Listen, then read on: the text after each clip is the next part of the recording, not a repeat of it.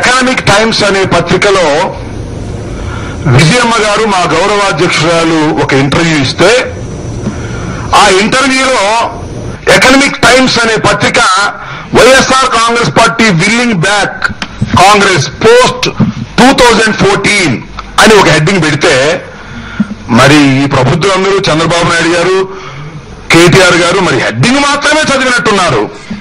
లోపల ఉన్నటువంటి సారాంశాన్ని చదవకోకుండా వైఎస్ఆర్ కాంగ్రెస్ పార్టీలో కలిసిపోయింది అనేటువంటి ప్రచారం చేసి ప్రజల్ని నమ్మించాలని తీవ్రమైనటువంటి ప్రయత్నం చేస్తున్నారు. ఇదేమీ కొత్త కాదు.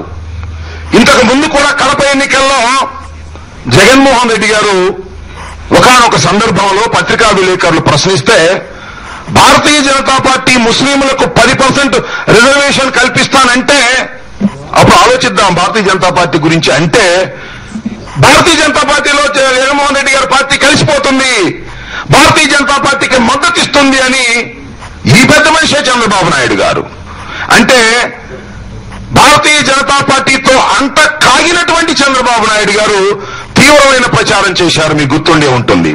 ఎవరితో అన్నా కలిసిపోవడానికి మేమేమైనా రాజకీయ బలహీనంగా ఈ రాష్ట్రంలో ఉన్నామా ఒక్కసారి ఆలోచించుకోమని మనవి చేస్తున్నా. ఇవాళ రేపటికి 2 సంవత్సరాలు అవుతుంది వైఎస్ఆర్ కాంగ్రెస్ పార్టీ ఆవిర్భవించి. ఈ 2 సంవత్సరాల పాటు ప్రజలలో మమేకమై దేదీప్యమానంగా వెలిగిపోతున్నటువంటి వైఎస్ఆర్ కాంగ్రెస్ పార్టీ 17 సీట్లను అత్యధిక మెజారిటీతో గెలుపొందించుకున్నటువంటి వైఎస్ఆర్ కాంగ్రెస్ పార్టీ 2 పార్లమెంటు స్థానాలను అత్యధిక మెజారిటీతో గెలిపించుకున్నటువంటి వైఎస్ఆర్ కాంగ్రెస్ పార్టీ ఒక పార్టీతో కలిసిపోవలసినటువంటి పరిస్థితి కానీ ఒక పార్టీలో విలీనం కావాల్సిన పరిస్థితి కానీ ఎందుకు ఏర్పడుతుందో దయచేసి చెప్పవలసిందిగా ఊరినే గోబల్ ప్రచారం చేయటం కాదని మనం చేస్తున్నా. అదే పేపర్ లోపలికి వెళ్లి చదివితే may support third front or UPA suddenly not NDA. May support third front or UPA. Third front కూడా మేము సపోర్ట్ చేసే అవకాశం ఉన్నది అని విజయమ్మ గారు చెప్తే ఆ పత్రికలోనే రూపం మళ్ళీ ఇది కోట్ చేశారు, ముందేమో రాంగ్ కోట్ చేశారు. వాస్తవానికి విజయమ్మ గారు ఏమి చెప్పారో ఆ పేర వాళ్ళు రాసినటువంటి పేర నేను చదివి వినిపిస్తాను.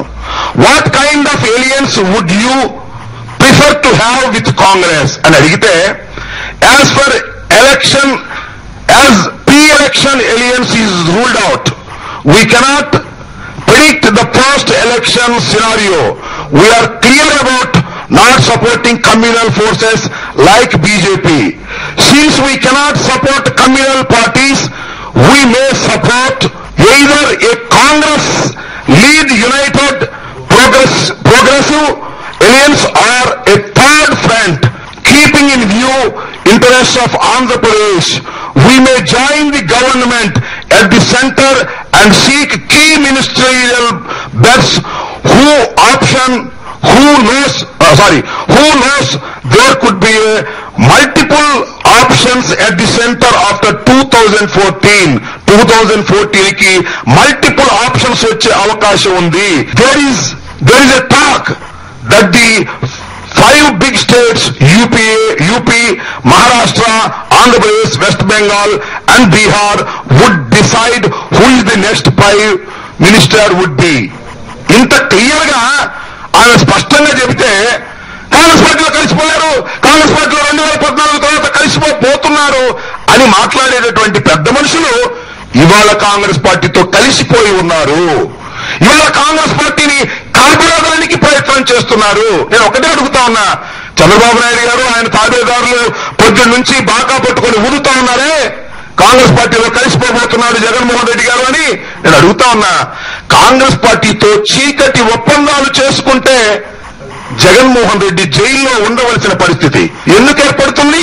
చీకటి ఒప్పందాలు చేసుకోబట్టే చంద్రబాబు నాయుడు గారు అసెంబ్లీ వదిలిపెట్టి పాదచార్యులు రోజు తిరుగుతా ఉన్నాడు.